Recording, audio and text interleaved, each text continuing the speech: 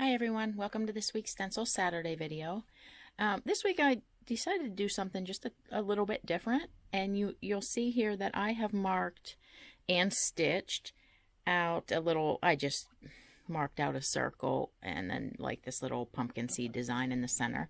And so I thought I would do, because I've had a few people ask about, if you mark a lot of these grid work type stencil designs and you're stitching them behind something or around it, how do you travel? Because it can become quite difficult. If you've marked something where it's, let's say, like the crossed squares, and you're going to do some tiny stitching inside, where it meets up. So we're going to pretend, I guess, that this is applique. Okay, this whole center thing is like the applique, and this is an applique block. So as an example, and there are a lot of different ways, because it's marked there, if you mark the stencil, you can kind of see, if on this particular one, and I did keep it simple, I just used my lines grid to mark these straight lines as the background for this design, for this block.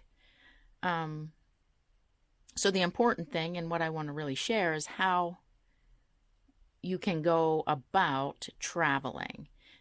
In this case, if you're looking at this design and this is what I'm going to stitch, every time I come in here, it means I need to travel along the circle or whatever it happens to be. Maybe you have something like a feathered wreath in the center here that you've stitched, and now you want to add this background.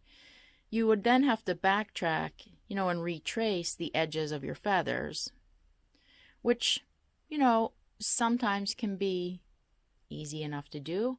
In this case, I probably would want to grab my ruler that I used to stitch this circle, but that can become cumbersome because you're switching, between a bunch of different rulers.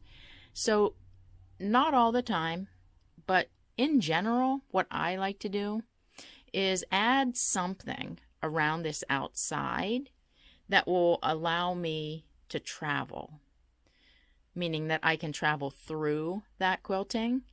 My go-to is generally, depending on the quilt, but a lot of times I like to use pebbles, and that's what I'm going to do for this example.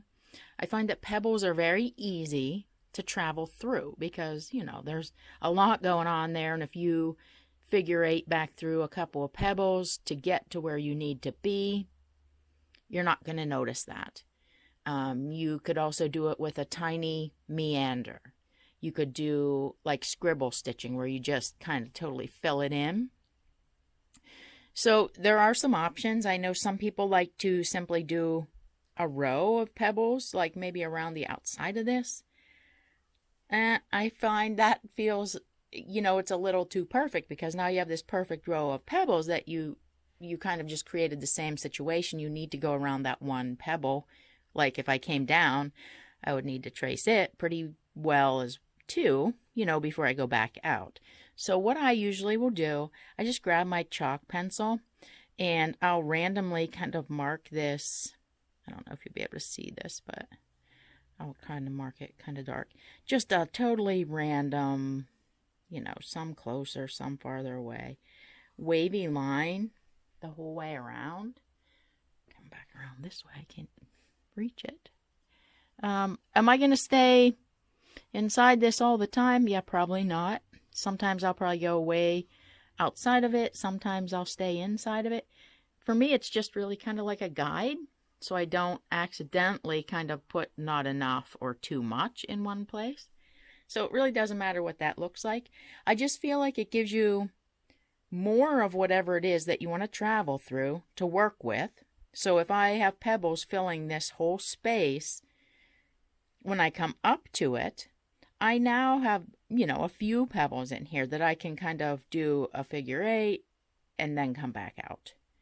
At the edge, I can just travel, come up, travel to get to the next line I need to do. So, and I also think that then it doesn't look so structured. It just looks a little more flowing and random, like, I don't know, I just think it looks nicer. that said, I might also, in the instance of this particular design that I've stitched, if we're doing the pebbles out here, I might decide, if this design allowed, to come in here and add pebbles maybe in this background to kind of bring it all together. Not that that's always necessary. You know, maybe we're going to pretend that this is applique and I've chosen just to stitch it in the ditch and I'm leaving this as is. And that's fine too. That's really just a personal preference. So I'm going to go ahead and I'll stitch a little bit because it's just pebbles. I'll do a little bit and then I'll speed the video up so you don't have to watch me pebble because it takes kind of a long time. And then once we get that done, we'll go ahead and I'll show you a little bit of how to then use those to travel around your block. So I'm going to just start right up here. I'll try to kind of stitch them fast.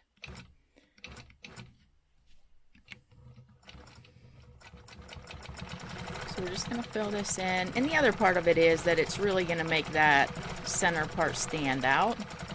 And see, like there, I kind of went beyond what I had marked, and that's fine.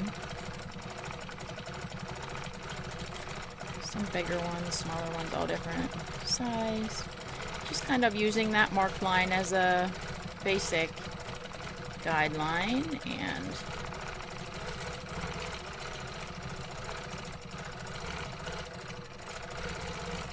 get that filled in.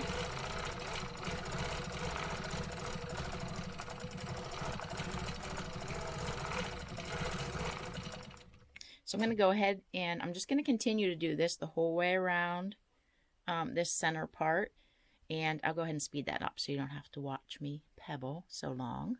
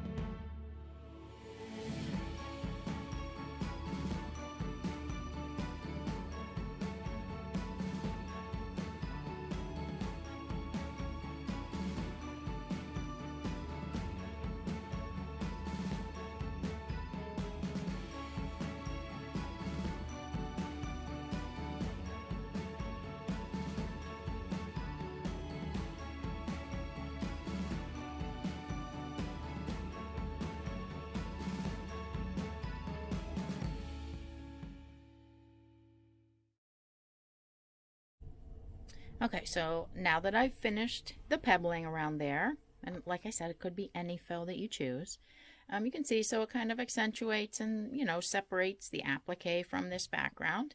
And now I'm going to go ahead and stitch the lines. And because I stopped right here and I happen to be at a line, I will go ahead and just start from there. Just going to use my ruler. So on the outside edge, obviously, we can travel in the ditch. So I'm going to stitch in here. So now as soon as I bump into one of these pebbles, I can just kind of travel right through there. I mean, you have a lot of options because there are a lot of them there.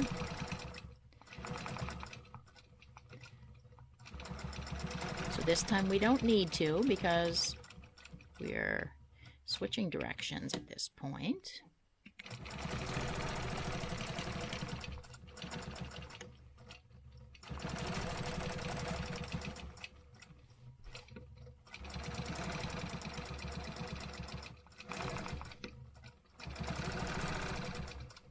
And so this really, I used lines just because it's kind of the easiest to show you, I think.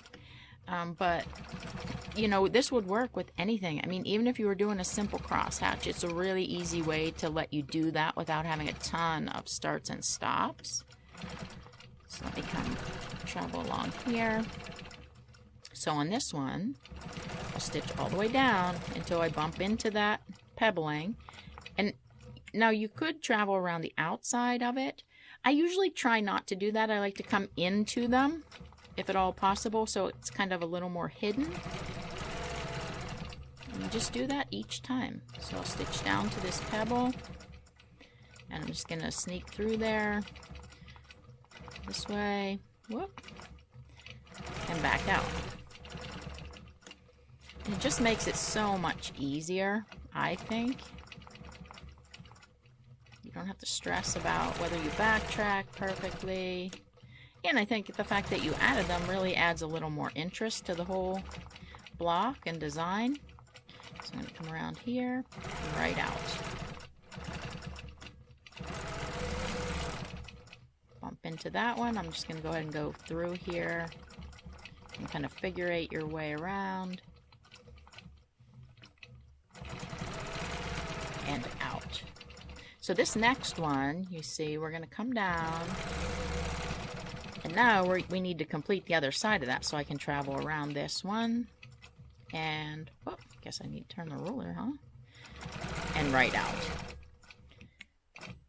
So I hope that makes sense, and you can kind of see how that kind of relieves the stress of having to backtrack on the edge of any design that you have in the center. So I'm going to go ahead and finish these lines real quick.